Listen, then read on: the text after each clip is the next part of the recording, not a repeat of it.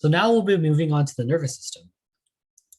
So first off, the nervous system is made out of neurons, which are nerve cells, and they are the messenger of the nervous system. So here we have a picture which labels dendrite and the nucleus, axon, cell body, myelin sheath, node of Ranvier, axon terminal, and Schwann cell. So these can all be defined as this. So the dendrites receive signals from other neurons or the environment. So the axon, which is this long thing over here, it sends summarized signals to the next neuron. And then the axon terminal is at the end of the axon where the signal exchanges to the next neuron to go from the axon terminal to the dendrite. And then lastly, we have the myelin sheath, which is a helper cell, which not only protects the axon, but also makes the signaling between neurons faster. And so here we have a cool video showing how the signals are transmitted. It would start out from the dendrites, then go to the soma, which is the cell body, and then go through the axon to the axon terminal. And this is called an action potential signal. So the nervous system's main function is to receive and interpret incoming signals and express responses back out. So this helps us with a lot of decision making. And there are two major parts. So there's the central nervous system, which is just composed of your brain and your spinal cord, and then the peripheral nervous system, which are nerves and some ganglions on the outer surfaces or the outer parts of your body. And if you look at this diagram over here, you can see that the signal comes in through the peripheral nervous system and then to your central nervous system. And then your central nervous system will make a decision using the spinal cord or the brain in order to create a response outward. So your body can act towards a stimulus. Next, we'll be talking about brain lobes. So here are the brain lobes labeled on this image. And so the frontal lobe is mainly in charge of problem solving, emotional traits, reasoning, speaking, voluntary motor activity. So these are all things that are more conscious for us. The temporal lobe is on the side, but like a little bit lower. It's about understanding language, behavior, memory, and hearing. So you can think of it as language and hearing for easy memory. And then you have the parietal lobe, which is on the side, but on the top. And that's knowing right from left, sensations, reading, body orientation. So it's a lot of the sensory inputs of the brain. And then lastly, you have the occipital lobe, which is at the back of your head. And it's actually in charge of vision. And so you can think of this as like you have eyes on the back of your head. Actually, that can technically be true if you think of the occipital lobe as the visual center of the brain.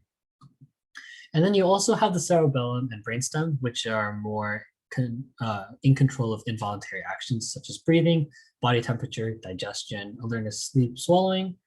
And then also for the cerebellum, balance, coordination, and control of voluntary movement physically, and then fine muscle control. And if you look at this little image here, you can actually easily remember where the occipital lobe is, where the frontal lobe is, where the parietal lobe is, and temporal lobe, just based on where your hands are placed on the head. So now I have a case study for everyone. So this is Phineas Gage. Some of you may have heard the story before, but Phineas Gage was a person who worked in mining, and there was an accident which caused a pole to be stuck through the front of his head. So it went through the skull and actually lesioned his, and then it damaged his frontal lobe. And then eventually, due to that, there had to be frontal lobe lesion. So you had to take it out in order for him to survive properly. And so they actually studied off of this injury. So the main case for him was that there were drastic personality changes. So he was more impulsive and gave more into desires. He failed to execute things that were planned out. He was overly emotional in a negative manner too. And it also had issues with problem solving.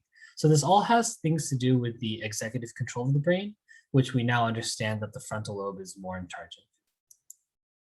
So next, I'll present to you some cranial nerves.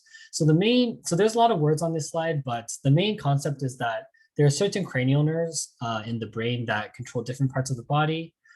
For example, the optic sensory cranial nerve, the cranial nerve 2 is in control of the eye. The olfactory sensory cranial nerve 1 is in charge of nose and smelling. And then if you look at like cranial nerve number 10, which is the vagus nerve. It's more in charge of like the heart, lungs, bronchi, gastrointestinal tract, which is like digestion and like breathing and pumping your blood. And so, yeah, they're all different types. And then same for this slide. So this is about the spinal cord. This is just to illustrate to you that there are different layers to the spinal cord, different regions. And so you have like the cervical nerves, which are at the top, thoracic, which are in the middle, followed by lumbar, sacral, and then coccygeal. And so these all have different functions, as you can read on the slide as well. So continuing on with the spinal cord, there are two main types, which is dorsal, which is toward your back, and it helps with signaling sensory information. And then there's also ventral, which is towards your stomach, and it's more in charge of signaling motor information to allow your body to move. And they work together to respond to stimuli. So this is a second case study. So this is the phantom limb syndrome. So it's the sensation that a missing limb is still there. So even though there's no neurons that exist in the missing limb, just because it's literally not there, the patient still feels the presence of a limb. And so does the phenomenon come from the severed neurons or the brain? And so recent research suggests that the phantom limb comes from the brain, comes from brain changes after the amputation. So there's a reversal of normal input and output flow of neurons to the brain, which tricks the brain into thinking that there are still neurons there in order to normalize what has happened to the person.